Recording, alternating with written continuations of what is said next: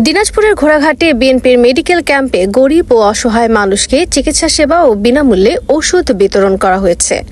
বিস্তারিত ঘোড়াঘাট এক্সপ্রেসের প্রতিবেদনে।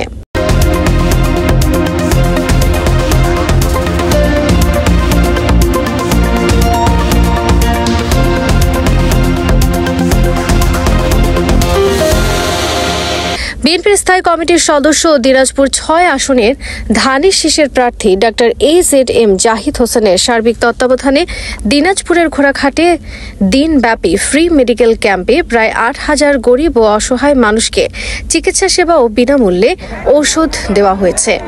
আজ শনিবার দিনব্যাপী উপজেলার রানীগঞ্জ মহিলা ডিগ্রি কলেজ মাঠে ফ্রি মেডিকেল ক্যাম্প আয়োজন করা হয়।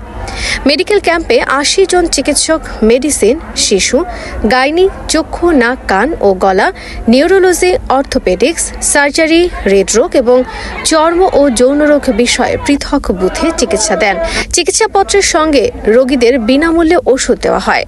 মেডিকেল ক্যাম্পে উপজেলা বিএনপির সভাপতি শাহ মোহাম্মদ শামীম হোসেন চৌধুরী, সাধারণ সম্পাদক আবু সাইদ মিয়া, পৌর বিএনপির সভাপতি আব্দুস সাত্তার মিলন, ভারপ্রাপ্ত সাধারণ সম্পাদক মুক্তার হোসেন, উপজেলা বিএনপির সিনিয়র সহসভাপতি মোহাম্মদ মাহবুবুর রহমান চৌধুরী, সাংগঠনিক সম্পাদক মোহাম্মদ মাহফুজার রহমান লাবলু, জেলা বিএনপির সহসভাপতি আতিকুর রহমান রাজা সহ উপজেলা ও পৌর বিএনপির নেতাকর্মী সহ ও অঙ্গ সহযোগী সংগঠনের নেতাকর্মীরা উপস্থিত ছিলেন। নিউজ ডেস্ক, ঘোড়াঘাট এক্সপ্রেস।